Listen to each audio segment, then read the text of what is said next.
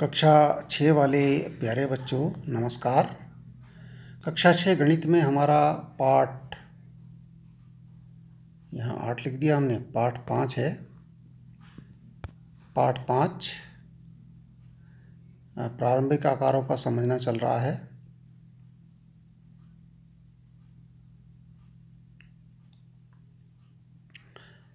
पाठ 8 प्रारंभिक आकारों का समझना, पाठ 5 है। यहाँ पर ये पाठ 5 है, पाठ 8 लिख दिया हमने यहाँ पर गलती से।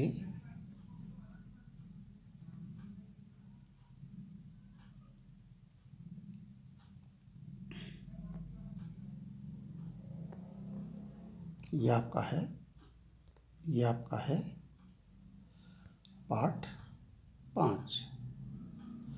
पाठ 5 प्रारंभिक आकारों को समझना।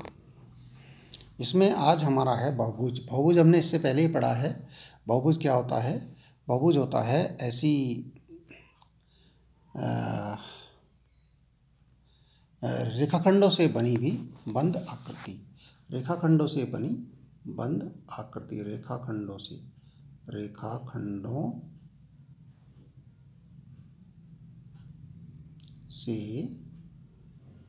बनी बंद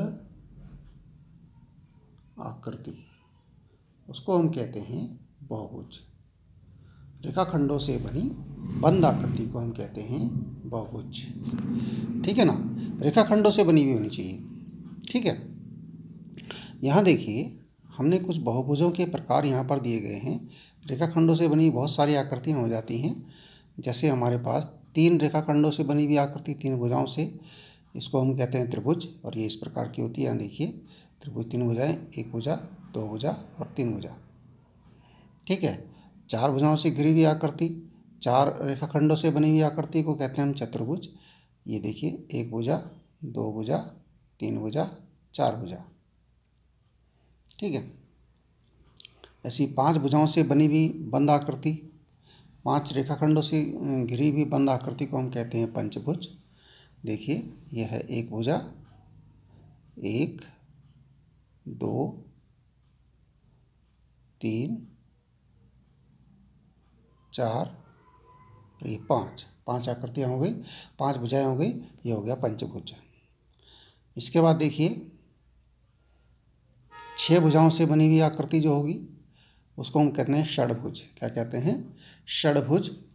और इसमें देखिए 6 भुजाएं कौन सी हैं? 1 भुजा, 1, 2, 3,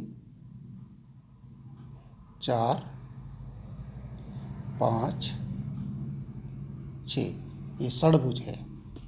ठीक है। इसी प्रकार यदि भुजाओं की संख्या 7 हो जाए उसे कहते हैं सप्तभुज। सप्तभुज कैसा होता है? देखिए यहाँ पर 1 भुजा, 2 भुजा, 3 भुजा, 4 भुजा, 5 भुजा, 6 भुजा और ये 7 भुजा। 7 भुजाओं वाले बहुभुज को हम सप्तभुज कहते हैं। ऐसे ही इसी प्रकार से 8 भुजाओं वाले बहुभुज को हम कहते हैं अष्टभुज। अष्टभुज की 8 भुजाएं होती हैं। देखिए, कहने का अर्थ है जितनी भुजाएं उसी प्रकार से उसका नाम होता है। ऐसे 1 भुजा, 1, 2, 3, 4, 5, 6, 7 और 8 भुजाएं हैं, इसलिए हम कहते हैं इसे अष्टभुज। अब यहाँ देखिए, एक बात का ध्यान दीजिए। 3 भुजाओं से बहुभुज शुरू होता है, जिसमें 3 भुजाएं होती हैं। 2 भुजाओं वाला कोई भी बहुभुज नहीं होता है।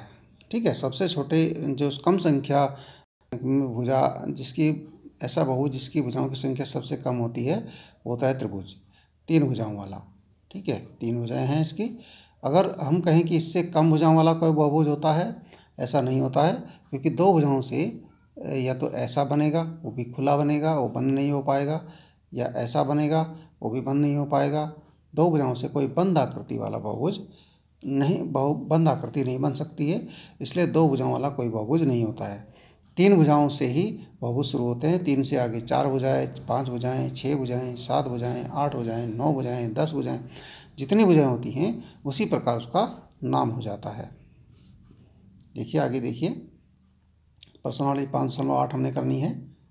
ये हमारे सम्मुख है प्रश्न नंबर 1, इसी पर आधारित।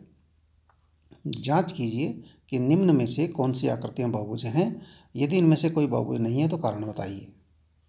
देखिए पहली आकृति आपको दिखाई दे रही है यहाँ पर, ये वाली। ये आकृति देखिए, क्या ये बहुभुज लग रहा है आपको? देखिए यहाँ से खुला है और यहाँ से ऐसे ऐसे रास्ता बन रखा, समझो एक प्रकार से, और ये खुला है, ये कहीं भी बंद नहीं है, इसलिए बहुभुज भी नहीं है। ये देखिए यहाँ पर 1 भुजा, 2 भुजा, 3 भुजा, 4 भुजा, 5 भुजा, 6 भुजा, 7 भुजा, 8 भुजा, 9 भुजा, 10 भुजा, 11 भुजा, 12 भुजा। ये 12 भुजाओं वाला, ये 12 रेखाखंडों वाला से बंद आकृति है, इसलिए 12 भुजाओं वाला एक बहुभुज है। इसे हम बहुभुज कह सकते हैं। इसके बाद ये है, ये देखिए, ये एक बंद आकृति तो जरूर है, बंद आकृति है ये, लेकिन इसमें कोई भी रेखाखंड नहीं है। ये एक वक्रीय आकृति है, या कह सकते हैं वक्र है। ये एक प्रकार का वक्र है, ये आपका बहुभुज नहीं है। इसके बाद ये देखिए, यहाँ पर 2 तो भुजाएं हैं। ये आपने पहले पढ़ा है, उसमें ध्यान दीजिए, आपने कहीं ऐसा देखा है क्या? ये इधर वक्र है, यहाँ पर वक्र है, और 2 ये रेखाखंड है। तो ये भी रेखाखंडों से बनी बंद आकृति नहीं है, ये भी आपका बहुभुज नहीं है। देखिए हम इसमें कैसे लिखेंगे, आकृति एक खुली आकृति है, बहुभुज नहीं है। आकृति 2, इसमें 12 भुजाओं वाला बहुभुज है। आकृति 3, इसमें रेखाखंडों से बनी आकृति नहीं है, यह बहुभुज नहीं है, यह एक वृत्त है। क्या है? वृत्त है। इसके बाद देखिए, आकृति 4, रेखाखंडों से बंद आकृति नहीं है, यह एक बहुभुज नहीं है। ठीक है, यह क्या है? ये त्रिज्यीय खंड है। क्या है भाई? ये एक त्रिज्यीय खंड है, जो कि आपने इससे पहले पढ़ा होगा, त्रिज्यीय खंड। पिछले एक पाठ में आपने पढ़ा था त्रिज्यीय खंड। चलो आगे बढ़ते हैं। अब देखिए, इसमें दूसरा प्रश्न है। दूसरे प्रश्न में क्या है कि प्रत्येक बहुभुज का नाम लिखिए। ये जो बहुभुज हैं, ये बहुभुज हैं सारे, इनका नाम लिखना है। इनमें से प्रत्येक के 2 उदाहरण बनाइए। देखिए, पहला जो बहुभुज है, देखिए पहला जो है ये ए वाली आकृति, इसमें 1 भुजा, 2 भुजा, 3 भुजा, 4 भुजा है, इसलिए इसका नाम क्या है? चतुर्भुज है। 4 भुजाओं वाला है, इसलिए चतुर्भुज है। इसमें 1 2 3 भुजाएं हैं, ये त्रिभुज है। इसमें 1 2 3 4 5 भुजाएं, ये पंचभुज है। इसमें 1 2 3 4 5 6 7 8 भुजाएं, ये अष्टभुज है। ठीक है, अब यहाँ देखिए हम कैसे लिखेंगे। आकृति ए में ए है, ये एक 4 भुजाओं वाला बहुभुज अर्थात चतुर्भुज है। इसके 2 उदाहरण देखिए। एक चतुर्भुज बनाया हमने, एक ये चतुर्भुज बनाया, इसमें भी 4 भुजाएं हैं, 1 2 3 4। इसमें भी 4 भुजाएं हैं, 1 2 3 4। ठीक है, इस प्रकार से बना सकते हैं। इसके बाद आगे बढ़ेंगे। आकृति बी में 3 भुजाओं वाला बहुभुज अर्थात त्रिभुज है। देखिए यहाँ भी हमने एक उदाहरण बना दिया, 3 भुजाओं वाला, 1 2 3 भुजाएं इसमें है त्रिभुज, और 1 2 3 भुजाएं इसमें, यह भी त्रिभुज। ठीक है, आगे बढ़ते हैं। आकृति सी में एक 5 भुजाओं वाला बहुभुज अर्थात पंचभुज है। देखिए अब हमने 2 उदाहरण और बनाए हैं इसके पंचभुज के। 1 2 3 4 5 भुजाओं वाला बहुभुज ये हो गया, और ये पंचभुज हो गया।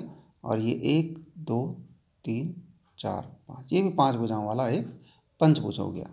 ठीक है, आगे बढ़ते हैं। आकृति डी एक 8 भुजाओं वाला बहुभुज अर्थात अष्टभुज है। वो अष्टभुज था, और यहाँ देखिए हमने और अष्टभुज बनाए हैं, 1 2 3 4 5 6 7 8, ये एक अष्टभुज हो गया। दूसरा अष्टभुज ये भी है, देखिए 1 2 3 4 5 6 7 8, इसमें भी 8 भुजाएं हैं, ये भी अष्टभुज है।